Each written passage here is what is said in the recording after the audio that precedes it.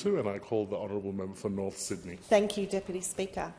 I want to start by tonight actually just acknowledging that the Minister and his team have worked very hard to try and ensure that anyone who wished to be engaged in this process for review around this legislation was given time.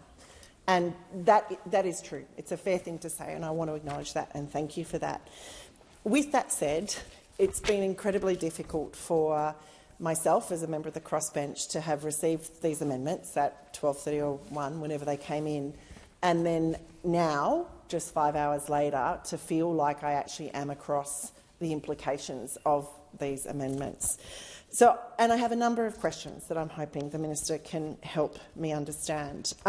I can see that there are clear efforts here to meet some of the feedback that you've received, particularly from large business groups, and I thank you for doing that. There is no doubt we need to do everything we can to continue to encourage businesses to employ Australians, and we need to ensure that Australians who wish to work are able to work under the conditions that they seek to do so. In the explanatory memorandum under point 6, it talks about the Fair Work Commission being able to join additional employers to an application for a regulated labour hire arrangement order where it is satisfied that more than one employer is supplying or will supply employees to a regulated host.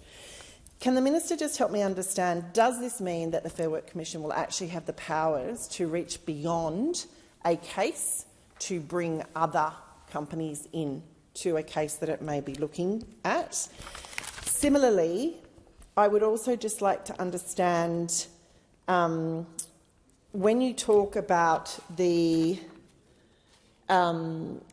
provisions, so now point number 15, under the explanatory memorandum, the deactivation from a digital labour platform would not be unfair. Am I right in understanding that to be that the government is trying to provide advice to businesses on when they can deactivate someone, rather than leaving that decision up to the businesses themselves based on their own business operating principles?